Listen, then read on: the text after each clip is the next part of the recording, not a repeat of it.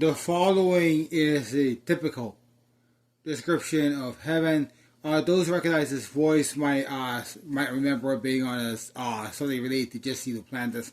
The man speaking is not Jesse Duplantis, but don't ask them because they might have enough trouble probably attempting to define Jesse Duplantis as they might be confusing him with his wife.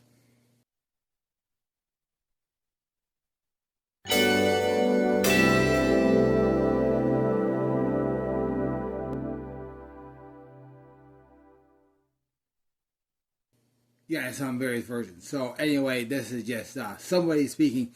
This is the typical, evangelical description of heaven. It goes somewhat like this. Boy, you just didn't do that. And of course, when we went over to the Protestants, they gave us some grape juice to drink. I'll never forget, I took my first communion as a Protestant. I was a little bit of fella. I was about 9 years old. And man walked up to me with a plate of crackers and some grape juice. And I looked at the crack. I just got me a handful of crackers. And my mom was just hitting me. I said, well, the man gave me some, Mama. And I never forget, he handed me the grape juice. And I thought, we get to drink here. Okay. And you know how kids are, they want to drink it so bad. They stick their tongue in that little glass if you don't watch it. Try to get it off. And I thought, man, they do it different here.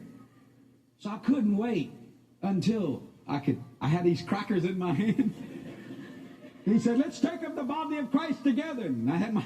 You see, you could eat crackers in the Protestant churches. And I thought...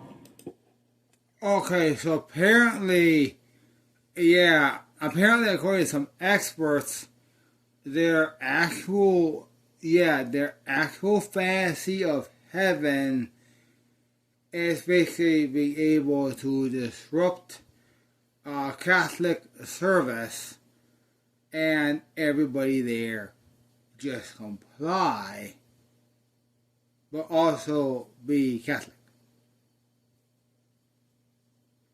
So basically, it looks like the goal of a lot of this operation is to simply attempt to quash not the incorrect services of the Catholics, but rather one which will probably be difficult for me to find.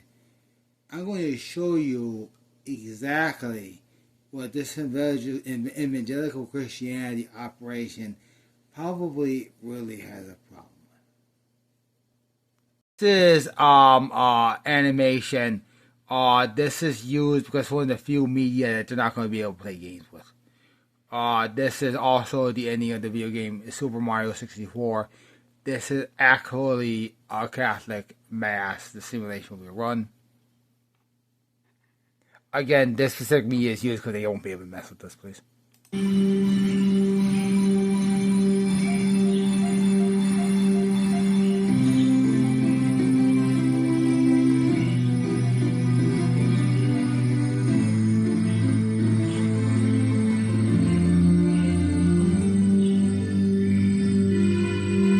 The obvious way to implement that today would be to have, a type of elevator lift with, a woman in an appropriate costume and, Christmas lights connected to appropriate computer-controlled thing.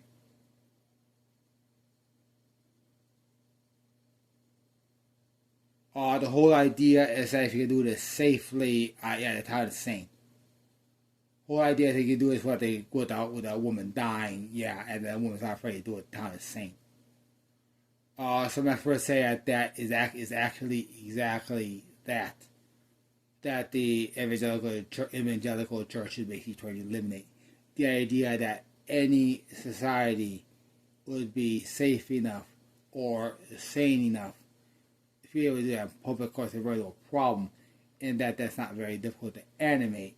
It's also not very difficult to basically do the animation in a way that the church cannot run bullshit with it, because of course stuff like this doll supersedes that by leaps and bounds. And that of course is the biggest that's the biggest terror in the evangelical church today, and of course the beginning of their real tribulation They basically have to deal with the so-called Jesus doll and just this basic logic of common sense. Right now, they think that they're succeeding in blocking the stuff from YouTube. Of course, they're not. The reason why this is not widespread on YouTube is because, of course, it is. There is one channel with the stuff on it. Everybody who is interested knows how to access it. It's not that hard. It's not that hard. I just have to play games and pretend that it's not findable. Of course, people eventually find this media if they want to. As more of this media is full, of course, it's going to just have larger and larger and larger footprint. And finally, that the thing here's the problem. There's not just one type of this. The whole idea of beneficial systems that use the word of God, of course, is the actual solution. Then, of course, the actual solution. The whole idea is the fact that the Holy Bible has application outside of some type of enforcement prison of theology. It is mostly that. The Holy Bible has an application larger than being a type of warden's manual. Okay, here are two exit tests. Yeah, here are two exit tests that I was told might actually happen at a seminar. See, I'll pass them. Okay, here basically is one. Do you have a guardian angel? And my next answer that, well, will please shut up? Of course, you just pass that one. Because the problem is, that's a certain area which, you don't want to deal with it. Most Christendom, especially if you're dealing with stupid people. I want to do a discourse at the end of this as to why the actual answer to that would be problematic. Or problematic. Two, they would take one of several key scriptures, and then you just got spontaneously generate a sermon on it. One of those scriptures, of course, would be Revelation 4. Yeah, Revelation 4, 17 through 19. Give a 25-minute sermon on it. Okay? Okay, let's see. Revelation 4, 17 through 19. Let's see if I can give a 25-minute sermon on this. Of course, I probably just did, as me like this. But only 20 minutes would probably be an effective sermon. But let's actually do it properly. Of course, I just gave like a 2-hour sermon on that, but let's ignore that one.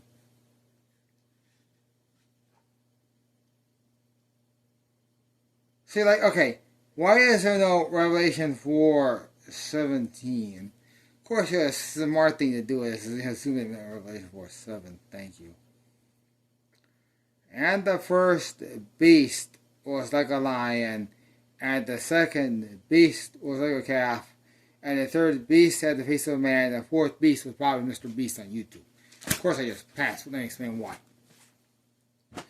The difficulty with understanding the book of Revelation is that it occurs at the end of the Bible. If you don't understand the beginning and ask me to please shut up. Can you please do Revelation 1? See, the obvious implication there is that the system of the evangelical church cannot teach truth because that is not their goal. Their goal is not to teach truth or help anybody. Their goal is to run a scam operation around the idea of poking problems at the Catholic Church. That's their whole goal. The entire goal of the evangelical Christian church is to cause a problem for the Catholic Church and cause as much suffering as possible in the process. Therefore, the entire goal of the evangelical church is criminal. There is no correct God stewardship in any of the prime directives of the evangelical church. I will start listing some of the major ones, explain why these are rooted in crime, along with some Bible passages that will hopefully kill them. Let's start with the first one. Is of course they take a phrase from Malachi and attempt to enforce the concept of tithing from it. Let's see if that even makes sense. Anyway, going to that part of the Bible, of course, occurs at the end of the Old Testament.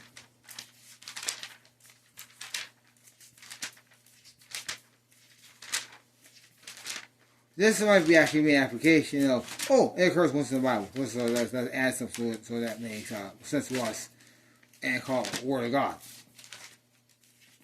So I'm going to do that and see if I can figure out some logic there. Yeah, Jonah, Habakkuk, Zephaniah, Sakuarchara, basic outline of intertestament history.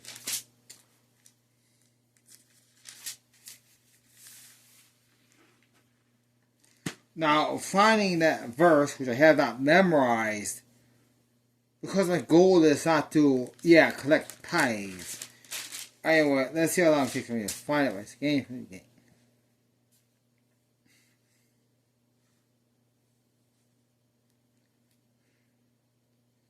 Here's the point.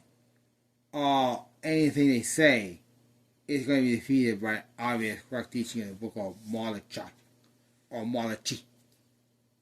Here is basically the teaching of the book of the messenger of the moon girl's energy. That's what the title means. This is the messenger of the moon girl's energy. That's what Malachi means. The burden of the word of the Lord to Israel, spoken by one person staring at the moon while holding his wife. That's what that means. This, of course, is the wife speaking the word of God through, in this embrace, saying, I have loved you, yet you say, where are we? And then now you're saying nonsense about Esau and Jacob. And like, where's my brother? Basically, here's what's going on. This man embraces his wife to complain about his brother to his wife. See, obviously what's going on here is, he's not embracing a wife. What he's doing is embracing a slut. Basically, this is a complaint. He's trying to complain to the sex enforcement. See if we get them to deal with this brother. Know what it says. And then this Lord is, speaks to this prostitute, who of course is not like American prostitutes, but like this type, of course, is beautiful and serves an important purpose in that community. Please. And this woman says this: I loved your brother. I hate Esau, which she knows he's making up, because Esau is actually a brand of beans in that society. The incorrect sauce. This is talking about a type of spicy beans that doesn't make much sense. I hated your custom bean recipe. And you go to the mountains and make carriages for these people who are going to broadcast the sin of the magicians. Of course, these being a very evil people who are creating a thing of display, attempting to say that this image of a so-called dragon is God. This, of course, one of the last things to occur before God disappears from the magician Israel.